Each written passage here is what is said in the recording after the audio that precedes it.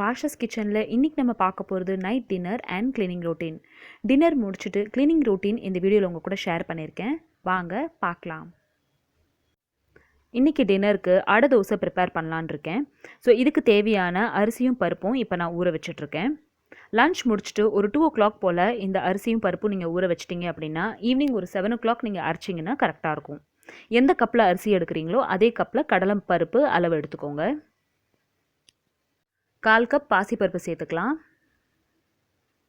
அடை தோசை ரெடி பண்ணுறதுக்கு இட்லி அரிசி தான் எடுக்கணும் அப்படின்றதில்ல, நீங்கள் நார்மல் சாப்பாட்டு அரிசியும் கூட எடுத்துக்கலாம். அடுத்ததாக இதில் 1/4 கிளாஸ் பருப்பு சேர்த்துக்கலாம்.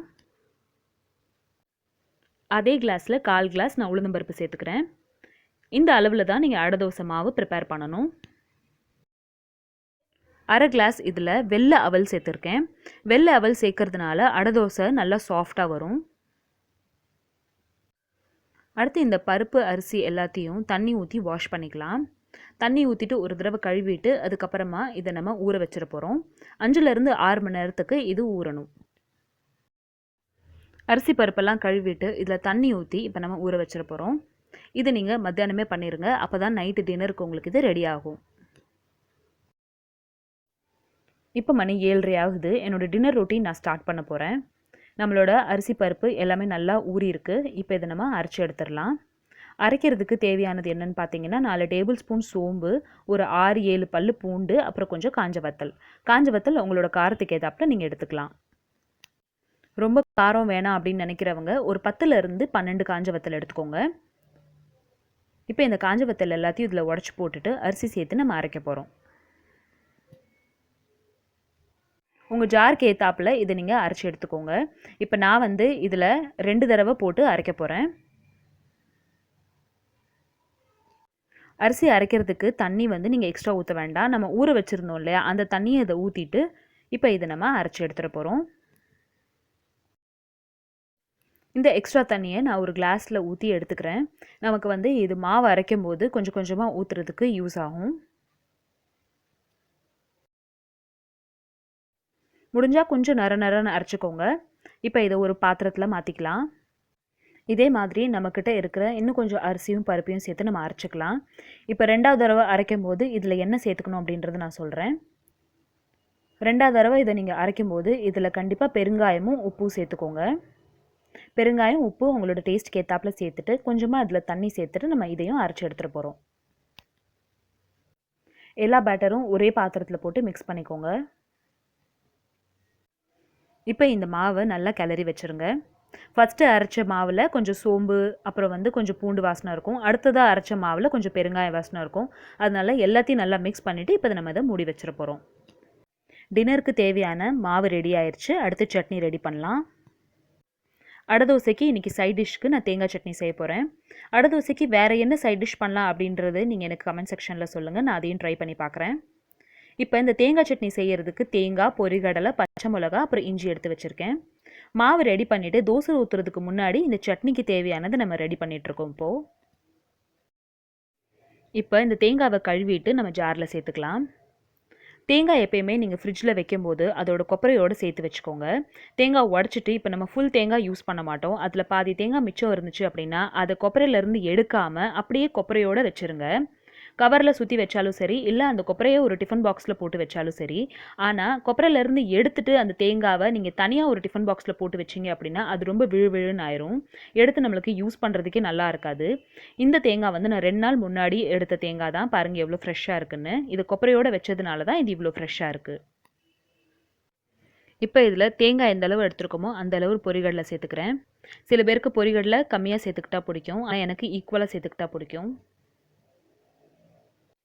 சட்னிக்கு தேவையான இஞ்சி, பச்சை மிளகா எல்லாம் சேர்த்ததுக்கப்புறமா 2 சின்ன வெங்காயம் இந்த மாதிரி கட் பண்ணி இதில் சேர்த்துக்கோங்க.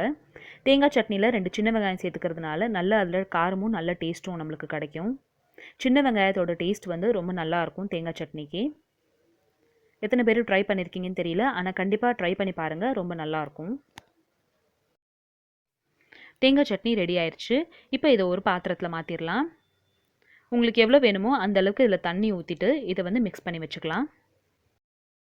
சட்னியில் கொஞ்சம் தண்ணி ஊற்றிட்டு அதையும் நான் நல்லா மிக்ஸ் பண்ணி வச்சிடுறேன். இப்போ அடுத்து நம்ம சட்னி தாளிச்சிட்டு தோசை ஊற்ற ஸ்டார்ட் பண்ணலாம்.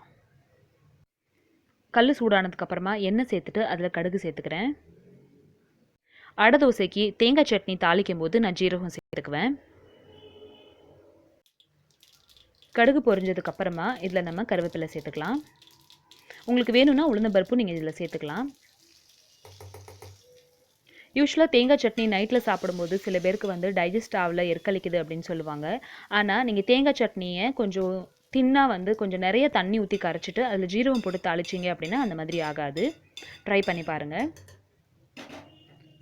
அவ்வளோதான், நம்ம தேங்காய் சட்னி ரெடி ஆயிடுச்சு. இப்போ நம்ம தோசை ஊற்ற ஸ்டார்ட் பண்ணலாம்.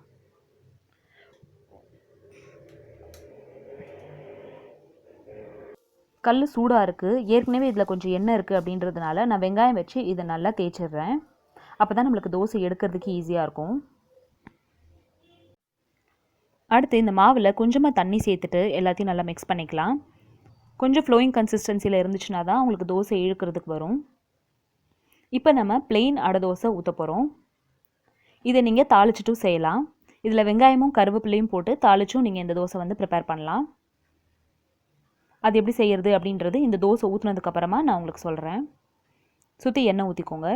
ஒரு 3லேருந்து 4 நிமிஷம் மீடியம் ஃப்ளேமில் வேக விட்டுட்டு திருப்பி போட்டுடலாம். யூஸ்வலாக வேகிறதோட ஒரு 3லேருந்து 4 நிமிஷம் எக்ஸ்ட்ரா ஆகும் இந்த தோசை வேகிறதுக்கு. இப்போ 2 பக்கமும் நல்லா வெந்ததுக்கப்புறமா இதை நம்ம எடுத்தாச்சு. பாருங்கள், நம்மளோட டின்னர் ரொட்டீன் அடை தோசை ரெடி ஆயிடுச்சு. அடுத்து இந்த அடை தோசை எப்படி தாளிக்கிறதுன்னு பார்க்கலாம்.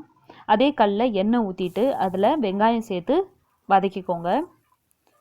ஒரு சின்ன வெங்காயம் இந்த மாதிரி கட் பண்ணி இதில் சேர்த்துருக்கேன். ஒரு 2 நிமிஷம் இதை வதங்க விடுங்க.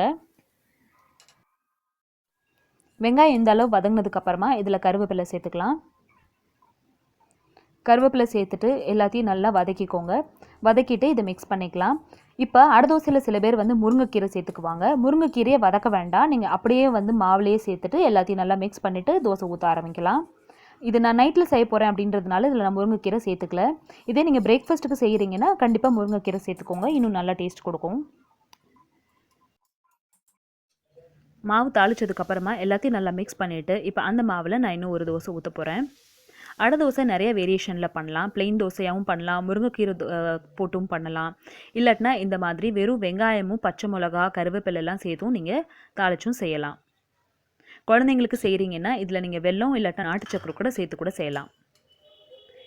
இதில் கொஞ்சம் எண்ணெய் ஊற்றிட்டு இப்போ இதே மாதிரி 2லேருந்து 3 தோசை நான் ஊற்றி எடுத்துக்கிறேன்.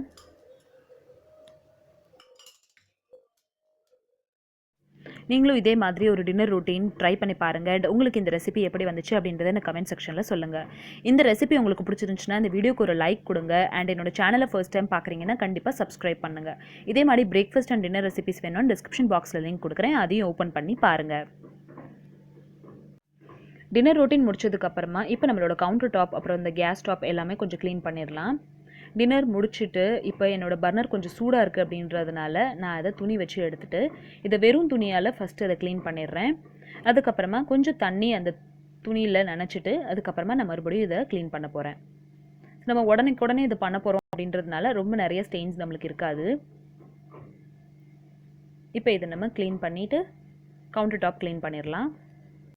என்னோடய கவுண்டர் டாப்பில் இந்த ஆயில் ப்ரூஃப் ஷீட் நான் போட்டிருக்கிறதுனால எனக்கு க்ளீனிங் வந்து ரொம்ப ஈஸியாக இருக்குது. இந்த ஷீட் வந்து நான் 65 ருபீஸ்க்கு சரவணா ஸ்டோர்ஸில் வாங்கினேன். 2 ஷீட் வாங்கி என்னோடய கவுண்டர் டாப்பில் இந்த மாதிரி நான் அதை ஸ்ப்ரெட் பண்ணியிருக்கேன்.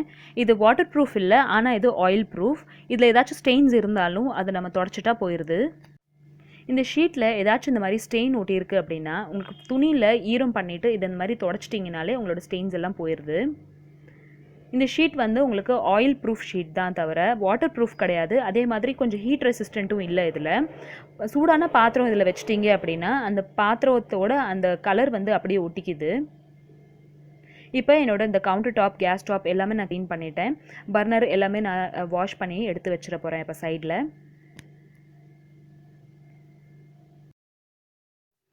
ஈரமான துணி வச்சு இதெல்லாம் துடைச்சதுக்கப்புறமா அடுத்து நான் காஞ்ச துணி வச்சு எல்லாத்தையும் துடைச்சி எடுத்துடுறேன். காஞ்ச துணி வச்சு துடைக்கும் போது நம்ம கேஸ் ஸ்டாப்லாம் இன்னும் கொஞ்சம் பளிச்சுன்னு ஆகும். இப்போ நம்மளோட இந்த க்ளீனிங் முடிச்சதுக்கப்புறமா டின்னர் முடிச்சுட்டு நம்ம பாத்திரம் எல்லாம் கழுவி வச்சிடலாம். இப்போ டின்னர் சாப்பிட்டு முடிச்சதுக்கப்புறமா இருக்கிற பாத்திரத்தை எல்லாம் நம்ம வாஷ் பண்ணி வச்சிட்டோம் அப்படின்னா நம்மளுக்கு next day morning lunch and breakfast பண்ணுறதுக்கு ரொம்ப ஈஸியாக இருக்கும். டின்னர் சாப்பிட்டதுக்கப்புறமா நம்மளுக்கு பாத்திரம் கொஞ்சம் தான் இருக்கும். இருந்தாலும் நம்ம வந்து சில சமயம் என்ன பண்ணுவோம்னா, சோம்பேறியாக இருக்குன்னு அப்படியே விட்டுருவோம்.